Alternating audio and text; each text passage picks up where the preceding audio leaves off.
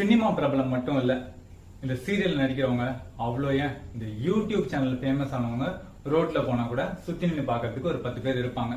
அப்படி சூழ்நிலை இருக்கும்போது விஜய் அப்படின்ற ஒரு மாஸ் எலிமெண்ட் பப்ளிக் அப்பியரன்ஸ் கொடுக்கும்போது இவ்ளோ பெரிய கூட்டம் கூடினதுல ஒரு ஆச்சரியமும் இல்ல. இதை நினைச்சு மற்ற அரசியல் கட்சிகள்லாம் பதட்டப்படணுமா இல்ல கவலைப்படணுமான்னு பார்த்தா ஆக்சுவலா இல்ல. விஜய் அப்படின்ற பிம்பத்தை நேர்ல பாக்குறதுக்காக முதல் மாநாட்டுக்கு கூடின கூட்டத்துக்கு அவர் வச்ச ஒரு ட்ரீட் தான் அவர் பேசின ஸ்டைல், டிஸ்பிளே பண்ண எனர்ஜி, பதிவு செய்த கான்பிடன்ஸ். பொதுவாகவே அரசியல் தலைவர்கிட்ட மக்கள் எதிர்பார்க்கிற ஒரு விஷயம்னா தன் பிரச்சனைக்கான தீர்வு கிடையாது. என்னுடைய ஆதங்கம், என்னுடைய பிரச்சனைகளை நீ பேசணும் அப்படின்றதான்.